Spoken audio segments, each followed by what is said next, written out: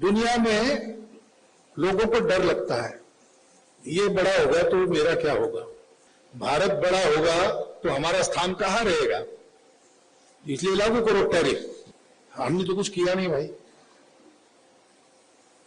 जिसने किया था उसको पुचकार रहे, क्योंकि ये साथ रहेगा तो भारत पर थोड़ा दबाव बना सकते हैं।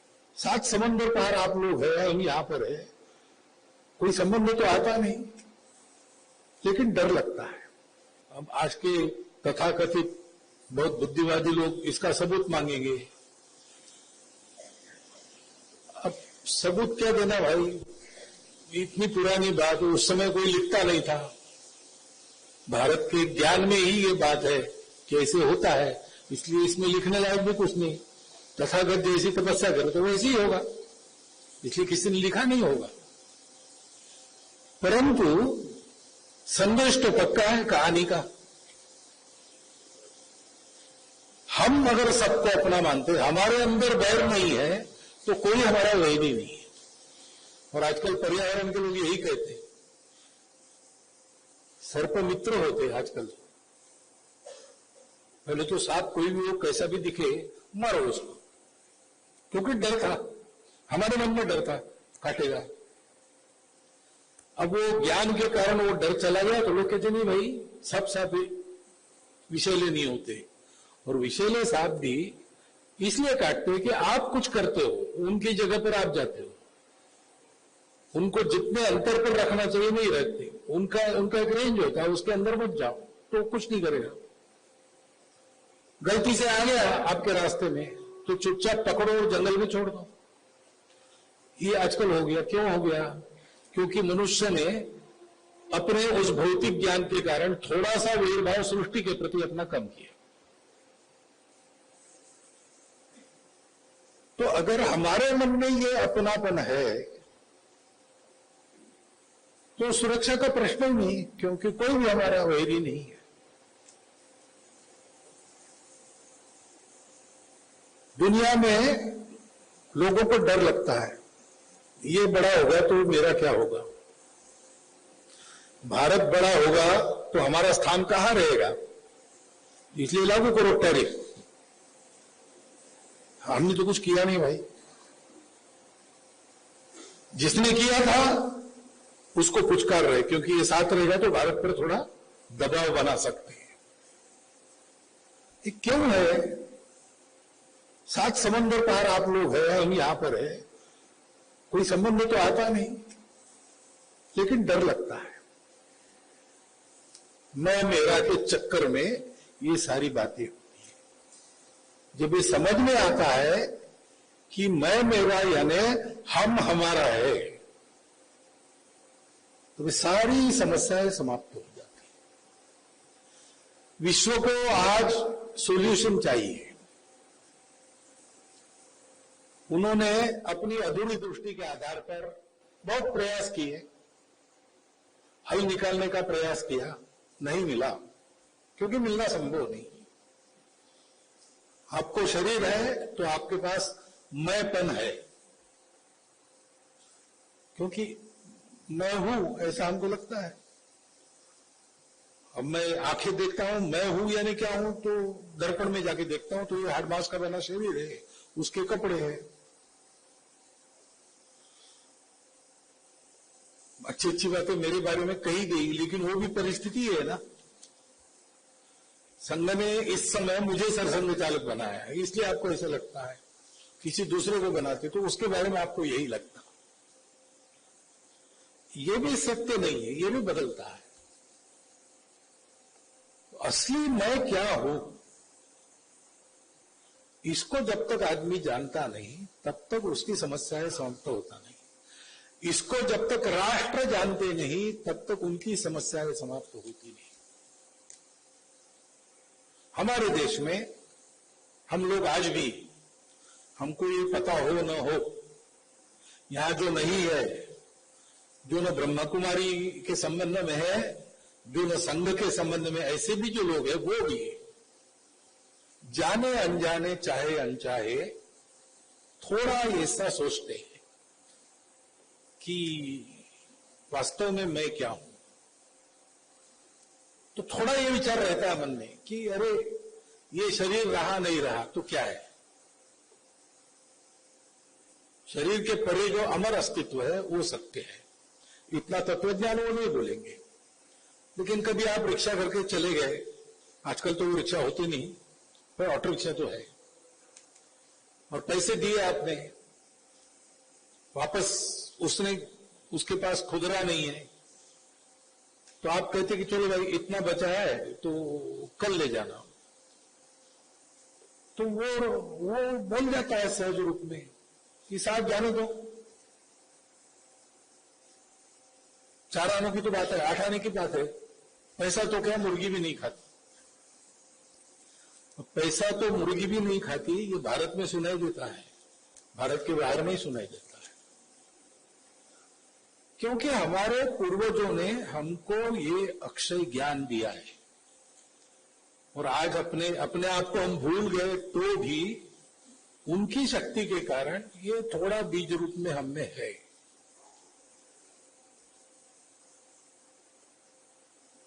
और राष्ट्र के नाते भी भारत अपने आप को जानता है। भारत कहता है कि हम एक बड़े देश है और हमको बड़ा बनना है, भरपूर बनना है, लेकिन किस लिए भरपूर बनना है, हमारा काम क्या है? वो कहता है कि हमको इसलिए बनाया गया कि समय समय पर ये जो मनुष्य के विचार में कमी होती है जोड़ने वाले तत्व की, आत्मा की, उसको पूरा करने के लिए हमको एक देश के नाते जीना है, बड़ा बनना है, भरपूर बनना है। क्योंकि विश्व का स्वभाव है, सही बात कोई एक फटेहाल आदमी आपको आकर यही बात बताए जो मैं बोल रहा हूं, तो आप नहीं सुनेंगे। वो बोलने वाला कौन है, क्या है?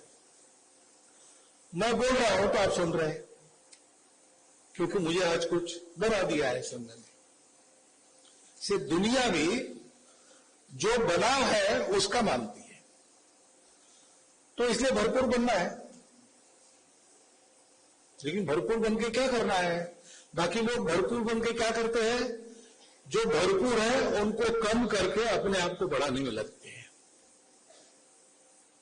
लूट खसोट चलती है, आक्रमण करते हैं, अपने शक्ति के मद में दुर्बलों को दबाते हैं। भारत ने अपने आप को पहचाना, भारत कहता है हम इसके लिए नहीं है।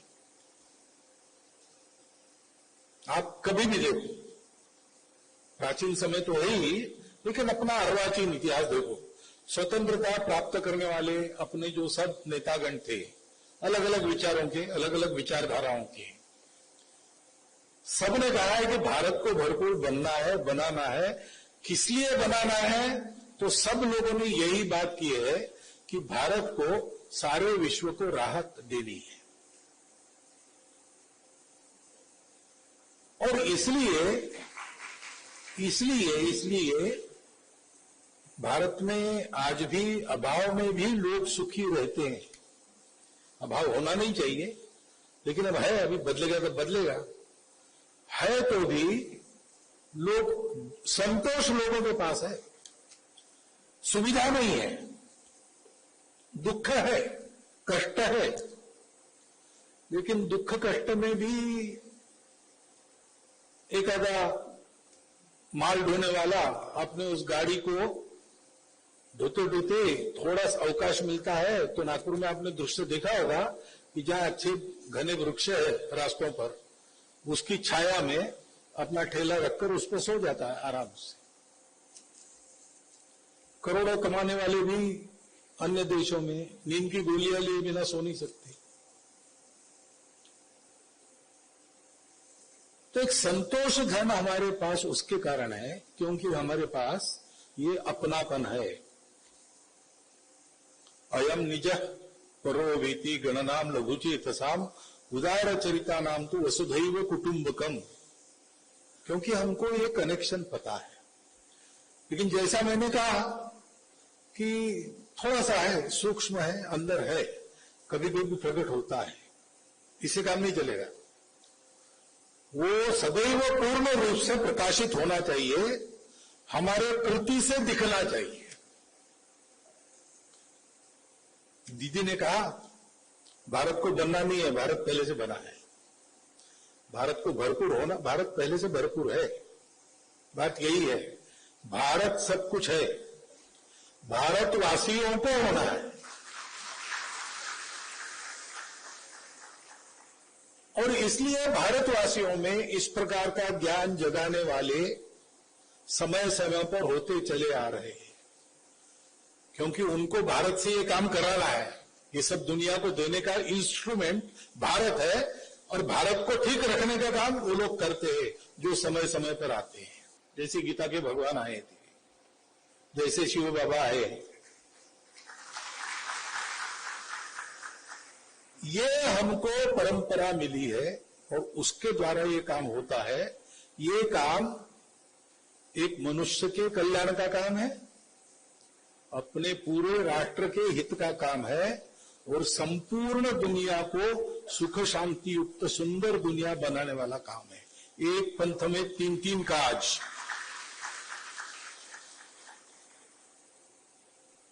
अब इस दिशा में हम लोग काम करने के लिए लगे, तो व्यक्ति की प्रकृति होती है,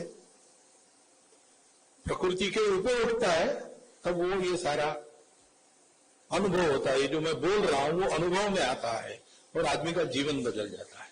लेकिन तब तक तो प्रकृति होती है, तो प्रकृति विविध है, रुचि विविध है।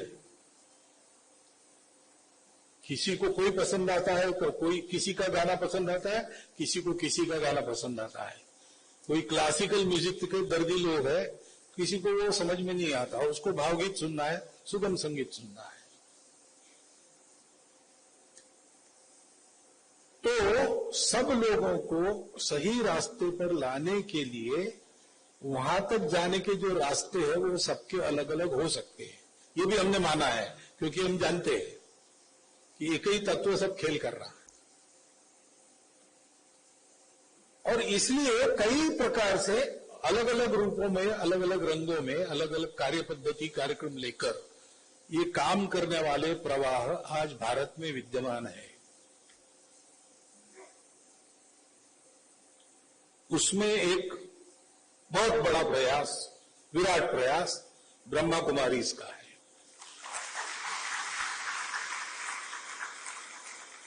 हम लोग की भी अंदर के इस अपनापन को जगाने का काम ही कर रहे हैं। रास्ता थोड़ा अलग है, कार्यक्रम थोड़े अलग है, उद्देश्य एक ही है और बहुत ज्यादा मिलता है आपके। जैसे आपने कहा कि आप पूर्णतया स्वावलंबी है, जो कुछ होता है